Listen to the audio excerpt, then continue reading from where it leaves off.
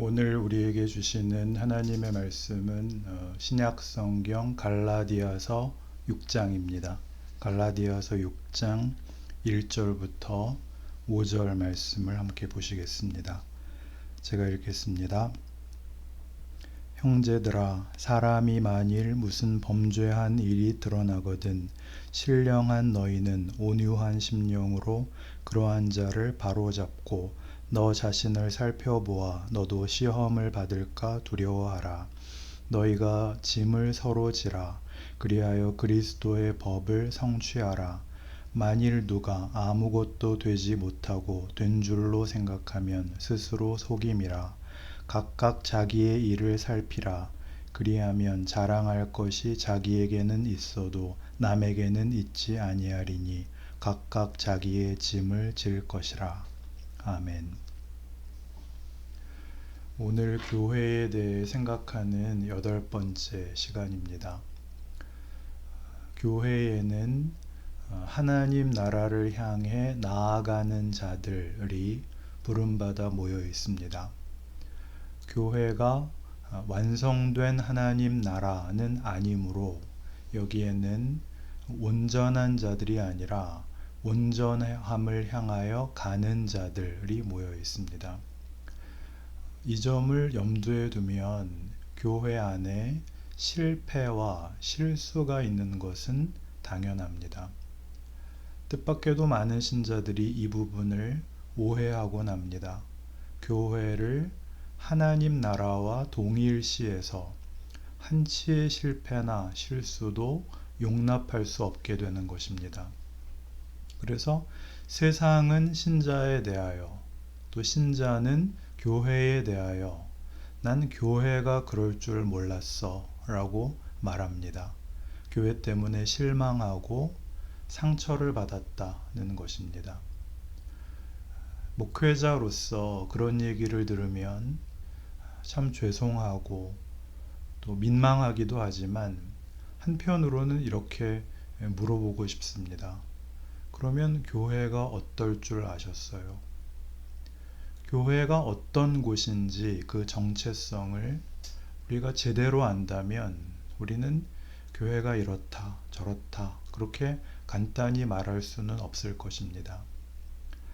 하나님 나라에 들어갈 자격이 구비되고 조건이 충족된 자들이 교회로 부름받은 것이 아닙니다. 그런 것과 상관없이 우리는 하나님의 은혜와 긍휼과 자비와 사랑 때문에 하나님 나라로 초대받았습니다.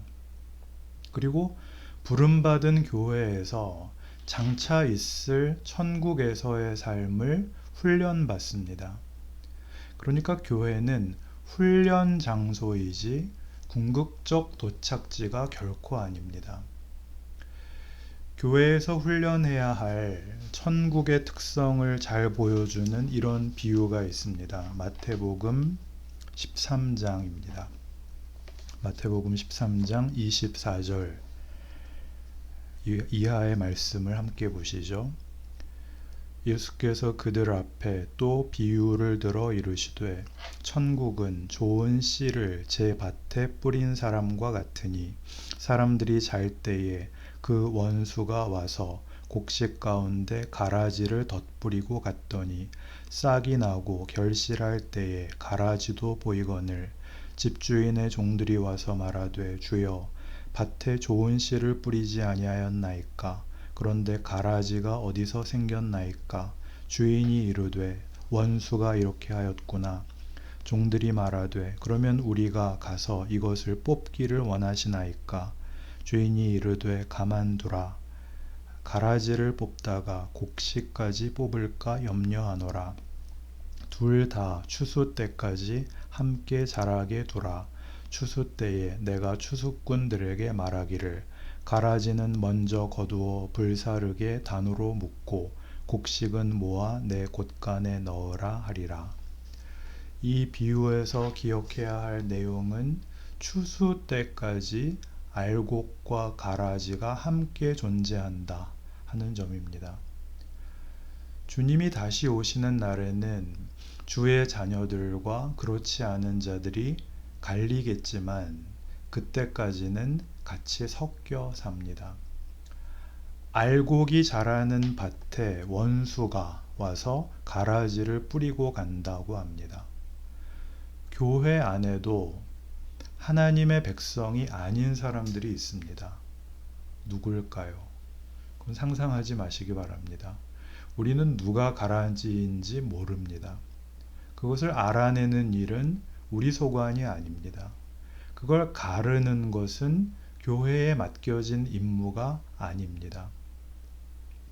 이런 교회의 실상은 뒤에 다른 비유로도 표현됩니다. 같은 마태복음 13장 47절입니다. 또 천국은 마치 바다에 치고 각종 물고기를 모으는 그물과 같으니 그물에 가득함에 물가로 끌어내고 앉아서 좋은 것은 그릇에 담고 못된 것은 내버리느니라. 세상 끝에도 이러하리라. 천사들이 와서 의인 중에서 악인을 갈라내어 풀무불에 던져 넣으리니 거기서 울며 이를 갈리라. 교회 안에도 악인, 즉 하나님의 백성이 아닌 자들이 섞여 있을 수 있다는 점을 잊지 말아야 합니다. 혹시 나 아닐까? 그런 고민이 드신다면 그분은 하나님의 백성으로 부름받을 분이실 가능성이 매우 높습니다. 왜냐하면 부름받은 백성으로서의 신앙의 양심이 자신을 그렇게 점검하게 하는 증상이기 때문입니다. 부름받지 않은 자는 아예 그런 고민을 할 줄을 모릅니다. 악인이 교회 안에 있으면 신자가 손해를 보고 교회 일도 방해받을 것 같다 하는 생각이 들 수 있습니다. 그러나 전혀 그렇지 않습니다. 사탄은 예수 그리스도를 살해하면 하나님의 일을 막을 수 있을 것이라고 생각했습니다. 그리스도의 죽음이 오히려 우리를 구원해내는 방법이 되리라고는 전혀 생각하지 못했을 것입니다. 또 사탄은 이스라엘 백성의 실패가 모든 인류의 구원을 불가능하게 하는 방법이라고 생각했기 때문에 이스라엘이 실패하도록 열심을 냈습니다. 그러나 이스라엘의 실패가 오히려 이방인들을, 전 인류를 하나님의 자녀로 불러들이는 방법이 되었습니다. 하나님의 방법이었죠. 교회에도 바로 이런 신비가 있습니다. 하나님은 사탄의 방해나 인간의 무지와 무능에도 당신의 일을 방해받지 않으십니다. 요셉을 생각해 보시죠. 요셉은 형들에 의해 팔려가서 온갖 고생을 합니다. 그런데 결과론적으로 보면 요셉은 팔려감으로써 가족과 민족을 구원하고 요셉의 형들은 요셉을 팔아넘김으로써 구원을 얻습니다. 굉장한 역설이죠. 교회도 마찬가지입니다. 원수가 뿌리고 간 가라지, 하나님의 백성이 아닌 자들이 섞여 있다는 사실이 오히려 교회를 든든하게 세워나갑니다. 영광된 길로 나아가는 교회를 방해할 수 있는 것은 아무것도 없습니다. 오히려 말썽 부리는 사람이 하나도 없으면 교회는 망합니다. 전부 모범생들로만 꽉 차 있으면 교회는 금방 부패합니다. 가을 꽃은 날이 더우면 시든답니다. 국화나 코스모스는 바람이 차야 싱싱하답니다. 냉장고가 따뜻하면 음식이 부패한다는 것은 말할 필요도 없습니다. 교회가 그렇습니다. 기도하면 뭐든지 다 응답받고 신자들이 모두 성공하고 형통하고 그러면 좋을 것 같죠. 목사가 말 한마디만 하면 모든 교인들이 일사불란하게 순종하고 재산을 다 갖다 바치고 카톡에 뭐라고 한마디 달면 모든 신자가 다 아멘 아멘 하면 그 교회는 곧 망합니다. 목사가 카톡에 글을 올리면 다들 귀찮아하다가 한두 분 정도 겨우 반응을 하는 그런 교회가 좋은 교회죠. 늘 부족해서 하나님 앞에 우는 교회. 그 누구도 이게 하나님 뜻이야 이렇게 쉽게 자기 욕망을 하나님의 뜻으로 둔갑시키는 게 아니라 눈앞에 펼쳐지는 일들, 교회 안에서 일어나는 일들이 도대체 여기에 무슨 하나님의 뜻이 있는지를 잘 모르겠어서 끊임없이 간구하는 교회가 복된 교회입니다. 그러니 우리 교회도 만사형통하기를 기대해서는 안 됩니다. 우리가 바라는 것은 교회 안에서 생명이 힘있게 자라는 것이지 세상의 기준대로 잘 나가는 삶이 아닙니다. 이렇게 은혜와 긍휼로 부름받은 우리는 이렇게 부족해 보이고 이렇게 불완전한 교회 속에서 비로소 우리가 부름받은 이유와 목적을 깨달을 수 있습니다. 그 목적을 향해 우리로 하나님이 세우신 목표로 나아가도록 훈련하는 것, 이것이 교회의 존재 이유입니다. 훈련이라고 하면 어떤 특별한 프로그램을 만들고 거기 열심히 참여하는 그런 훈련을 생각할 수 있는데 그 얘기가 아니고 우리가 한 공동체를 이루어 소속감을 갖는 것, 그리고 주일이면 아이들 챙겨서 예배당에 나오기 위해 수고하는 것, 일주일 동안 일상을 버텨내느라 고단한 몸으로 여기 나와서 앉아서 하나님께 예배드리려고 애쓰는 것, 좀 어색하지만 같이 인사하고 안부를 묻고 밥 나눠 먹고 서로 관심을 가지고 하는 이 모든 과정이 다 엄밀히 말하면 신앙의 훈련입니다. 지금 코로나 상황에서는 주일이면 가족들이 모여서 혹은 홀로 하나님 앞에 예배드리는 마음을 잊지 않으려고 애쓰는 것, 서로 그리워하는 것, 그리고 주어진 일상을 잘 가꾸어 가시는 이 모든 것들이 매우 중요한 신앙의 훈련입니다. 그 모든 과정에서 무엇보다 먼저 교회에서 이루어져야 할 훈련의 초점은 하나 되는 것에 있습니다.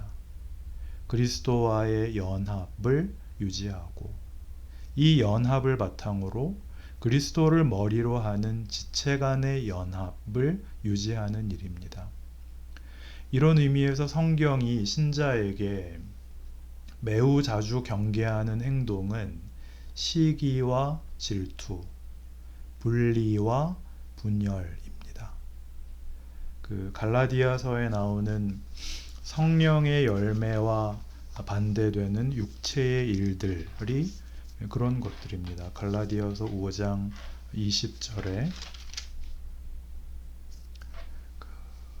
우상 숭배와 주술과 원수 맺는 것과 분쟁과 시기와 분냄과 당짓는 것과 분열함과 이단과 투기와 술 취함과 방탕함과 또 그와 같은 것들, 이런 그 육체의 열매가 나오죠. 이런 것들은 단지 부도덕해서가 아니라 연합을 깨는 행위이기 때문에 성경이 경계합니다.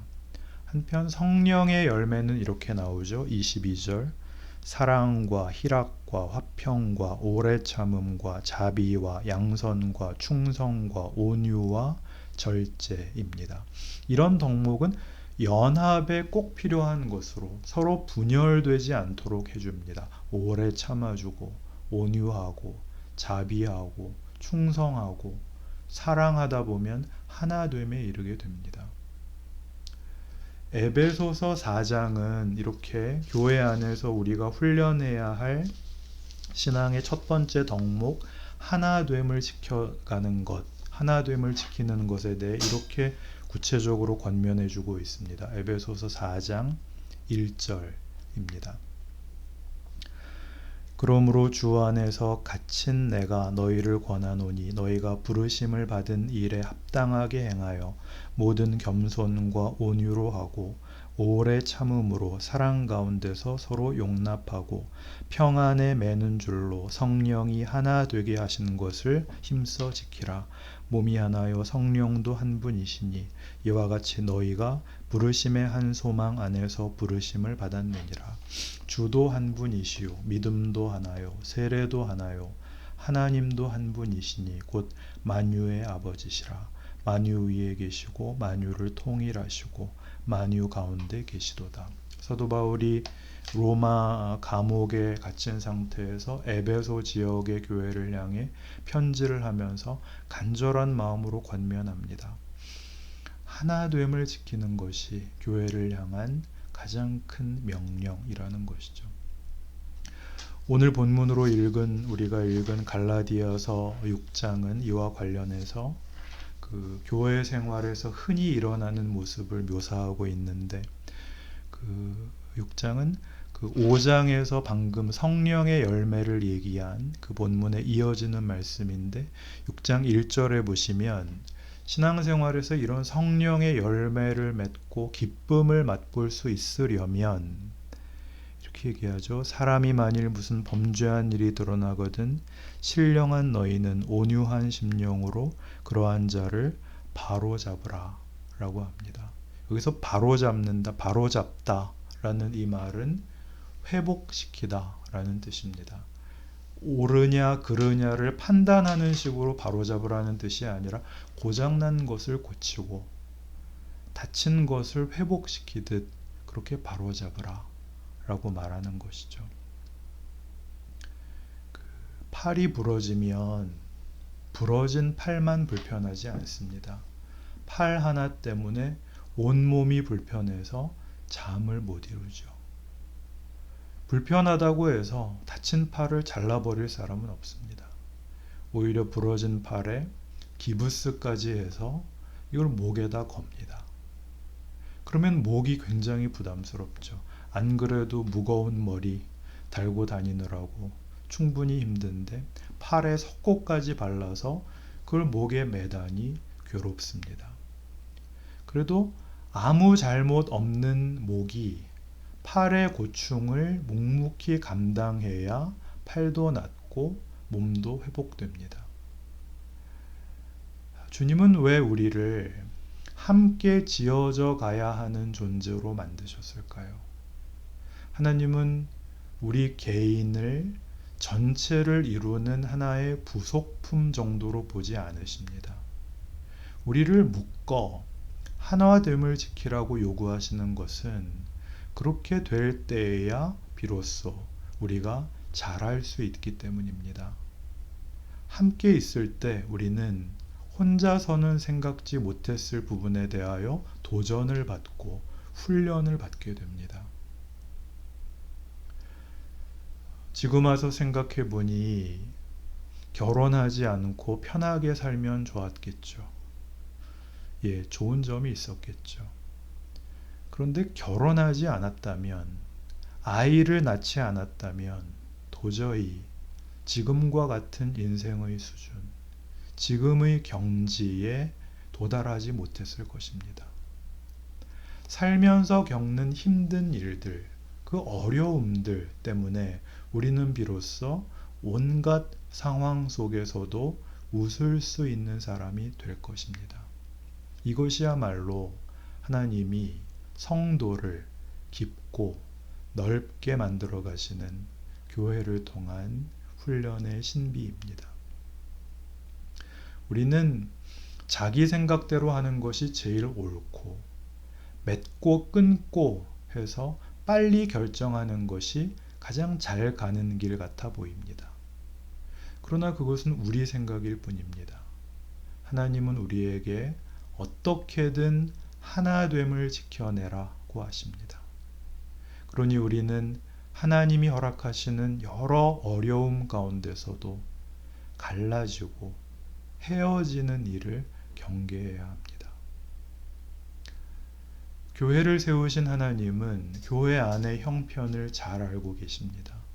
또 우리 중에 어떤 사람이 아픈지, 누가 쓰러졌는지, 누가 부러져 있는지 또 하나님은 아십니다. 그러니 우리는 하나님의 말씀을 따라 순종하여 더 든든히, 더 놀랍게, 더 깊게 인도되고 완성될 것을 소망해야 합니다. 주님이 교회를 통해 이 일을 이루겠다고 하셨으니 주님의 목적하심을 기억하고 성경의 약속을 붙들어야 합니다. 특별히 우리가 매주일 약속하지 않아도 자연스럽게 모일 수 있었던 평범한 시기가 아니라 지금 이렇게 코로나로 인해서 모이지 못하는 이런 비상한 시기야말로 물리적인 만남을 넘어서는, 지금까지 우리가 자연스럽게 만나면서 키워온 하나됨의 능력을 시험해 볼, 비로소 그 실력을 발휘할 시기라고 생각합니다. 소위 열심 있는 신앙인이라는 분들이 지금까지 그렇게들 열심히 신앙생활을 하셨다면서 하나님이 멈추라고 하시는 이 시기를 못 견디고 그렇게 무리를 해가며 모이지 못해 안달들을 하시는 건 저는 지독한 모순이라고 생각합니다. 물론 못 만나는 거 아쉽죠. 이게 정상이 아니라는 거 누가 모르겠어요. 그러나 지금 감염병으로 인해 온 세상이 온통 정상이 아닌데 그런 세상을 위로하고 그런 세상을 달래야 할 교회가 도리어 세상을 향해 그렇게 악을 쓸 필요가 뭐가 있어요?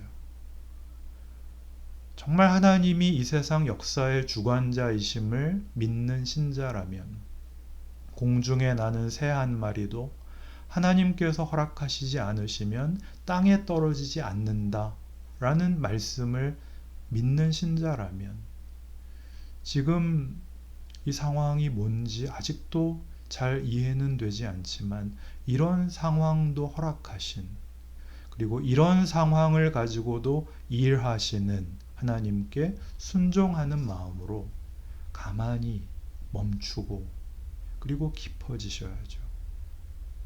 그리고 이런 상황 속에서야말로 어떻게 우리가 하나됨을 지켜갈 수 있을까?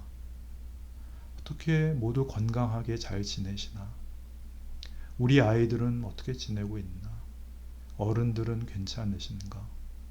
서로 궁금해하고 몹시 그리워하고 그런 마음으로 인내하다 보면 이 모든 것이 다 지나간 어느 날 몹시 괜찮은 사람이 되어 있는 우리 자신을 발견하게 될 것입니다. 기도합시다.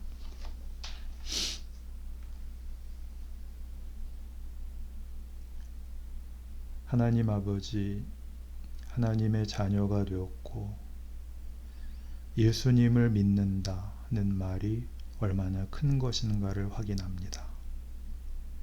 우리를 주님의 교회로 부르셨습니다. 하나님, 물론 우리에게 좋은 날 주시기를 구합니다. 이 나라, 이 사회가 좀 더 평화롭고 좀 더 따뜻하고 좀 더 정의롭기를 바랍니다. 그러나 우리의 임무는 거기에 있지만은 않습니다. 우리는 어떤 환경과 조건 속에 부름을 받던 우리가 과연 세상에 비친 것을 나타내야 할 것입니다. 하나님만이 정의와 평화와 자유를 주신다. 인간에게 진정한 복이시다. 그리고 그 약속이 우리를 변화시켰고, 그래서 우리는 질 수 있다. 양보할 수 있다. 기다릴 수 있다. 서로를 위해 기도할 수 있다. 그렇게 살아가는 위대한 신앙인들, 우리 하늘소망의 교우들, 그리고 우리 믿음의 공동체 하늘소망교회 되게 하여 주시옵소서. 예수님 이름으로 기도합니다. 아멘.